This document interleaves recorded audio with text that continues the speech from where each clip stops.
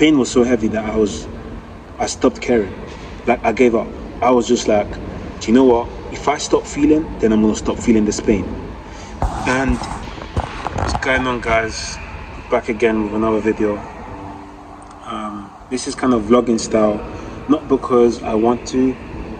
Generally, I would prefer my normal settings, but if this is your first time, I'm a relationship coach, and I drop weekly videos on relationship tips, identity, reframing, and masculinity. Today is slightly different because I'm actually dealing with some family stuff. I'm hoping that my daughter's gonna be fine, but yeah, just all good. Cool, let's dive into today's topic. So today's topic is about the pain you're afraid to admit.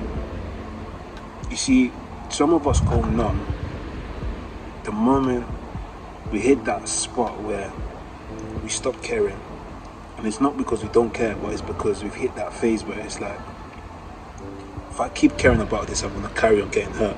So let me stop caring about this so I can regain my control over the situation. And what that basically is emotional detachment without necessarily being able to control it. So it's unregulated emotional detachment. And the reason why I wanted to touch on this is because someone reached out to me and he was like, I don't know how to stop not caring. Like, I don't know how to regain my ability to care about people like I used to.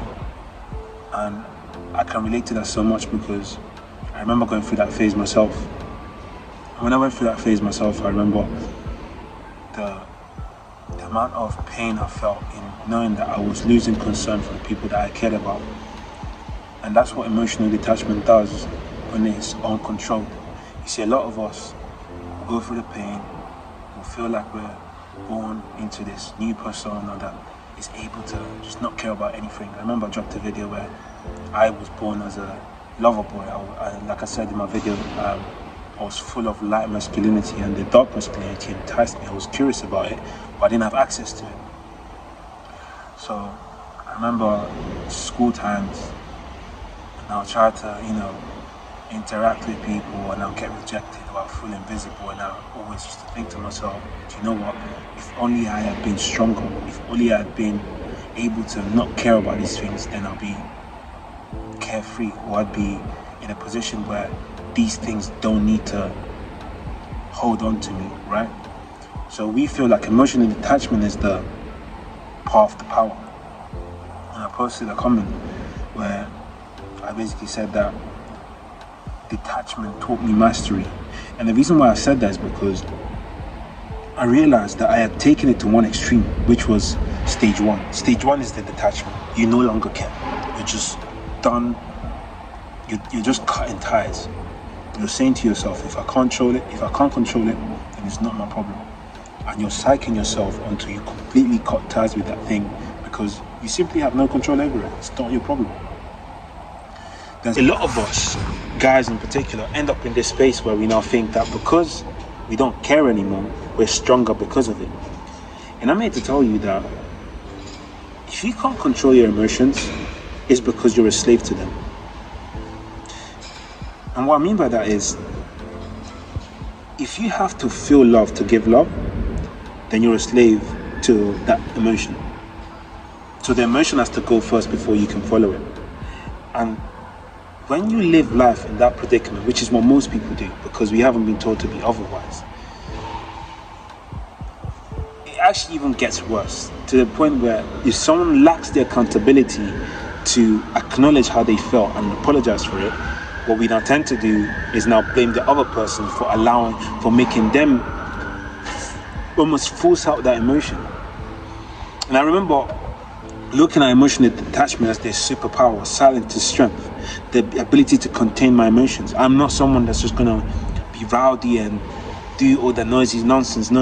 I'm gonna be able to control how I feel. But all I was really doing is I was just containing that. And that's level one. That is the part one. That's the part where you act like you don't care about anything because it's the easier approach to do so. But I'm here to share with you that actually, when you don't care about anything at all, what you actually end up doing is this. You end up not being able to care when it's time to care. And that's the pain I felt, because I had now reached the level where betrayal, pain, right? I'm talking, I remember sitting in the car and saying, you know what, fuck this, I'm done. No one is ever going to disrespect me again. I went to my workplace, I said, listen, I want a pay rise. If I don't get a pay rise, I'm gone. So what's it going to be? Can't give you the pay rise, that's fine, I'm gone. Told my ex, me and you are done. I am not about to reduce my value because of your behavior. We're done.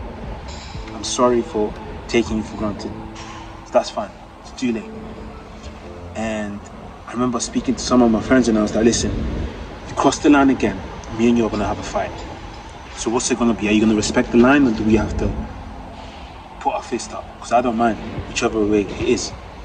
And I remember setting these boundaries across all these places and feeling like finally I was allowing part of me to stand up to these little altercations and difficult things. And obviously let's focus on, of course, the relationship side of things. When it came to my parents now, and appreciating them and being able to appreciate my sister, or appreciate any sort of places where I was required to show emotions, I started to struggle, because I was on don't care about anything or anyone.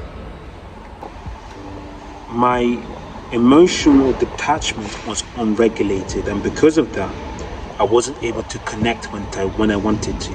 So I'll meet a great person, and because I thought they were great, I thought, okay, it's time to connect. And then I said, oh, do you know what? You're a great guy, but I feel like there's a blockage here. I can't get through to you. And I said, that's fine. I just need to figure out how to turn it down, and I'm sure that the right person will be able to do that. And I was placing the ability to control my emotions on them. So you see, when you now look at emotional detachment as a superpower, as a supreme force, what you're forgetting is you're still in charge of your emotions. So you should be able to choose what emotion you want to feel. And when you're giving someone else the power to feel those emotions on your behalf, or you're now explaining to someone why you can't open their emotions, what you're now saying to that person is that, sorry, listen, I know I'm a man, but I know I'm a woman, but I also know that I'm a slave to these emotions. Like, these emotions control me, and I don't control them. And because I felt that, I said, I'm gonna get into a position where I'm able to detach from the need to detach, which is such a powerful concept, because until then, I always thought detachment is the supreme level, as in no one can reach me because I've decided not to let them do so. But I now need to get myself into a level where I'm now able to choose that I now decide to love, I now decide to give love, I decide to share happiness and joy or fun with this person. I now decide when to be angry. And this is the level I'm talking to you guys about. Don't just let pain consume you. No, utilize the pain to shift you into this paradigm or space where you're able to not just drive your emotions, but use them to your advantage, because you're now in a space where someone gets you angry, you smile right at them, and then you still have the anger in them, but you're throwing them off because you're in control of your emotions, right? And I find that so powerful, because the moment I was able to do that, I got married. I had a beautiful child. Right? I'm just celebrating 1 year's anniversary, and I'll be honest with you, despite all the ups and downs, me and my wife are stronger than ever.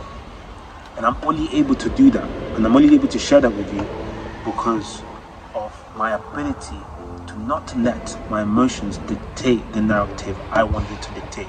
I stayed in charge of my emotions. I said, this is what I want to feel, and this is why I'm going to be empowered to be able to feel this. So my logic was now in synchrony, or in sync with my emotions. And this is exactly what I want to discuss with you guys. Don't let emotional detachment be your last level like everybody else says. This is why I'm telling you guys, I'm not like all these other awful coaches and whatever. No. I want you to use your emotions, because then you can be able to be present at all times. Because when you're just present when it's time for you not to care, because you have the ability not to care or not to give a shit or be able to detach. Yeah, that's fantastic. But what happens when it's time to care? Listen, we've got one life to live. You're telling me you don't want to show your parents that you care about them. You're telling me you want to show your wife that you care about her. You're telling me you don't want to show your kids that you care about her. Like, it's all great being able to say, do you know what, I'm able to cut you off whenever. That's cool. That's level 1. Level 2 is being able to go back to that connection and saying, I choose to love you because it feels right. I choose to love you because I want to love you. I know it's the right thing to do, and even though I may not feel it right now, I choose to get my emotions. It's like I open the cage and say, hey, love, come. Let's love this person, right? That control sets you apart, because most people are not doing this. Most people are still letting their emotions run. So this is how you're getting yourself into a space where things shift differently. But let me know in the comments what your experience is with this, and if you're interested in the one-to-one coaching, definitely book a call. Let me see how I can help you master this. I'll be honest, it took me a lot of time, it took a lot of research, a lot of books, a lot of coaching, and I'm still learning. And everything I learn, I will share with you guys. But I just thought it's key for you guys that are struggling with emotional detachment when it comes to reconnecting to watch this video. The power is in the ability to navigate and not just detach. Well, stay blessed, and I'll see you in the next video. Peace.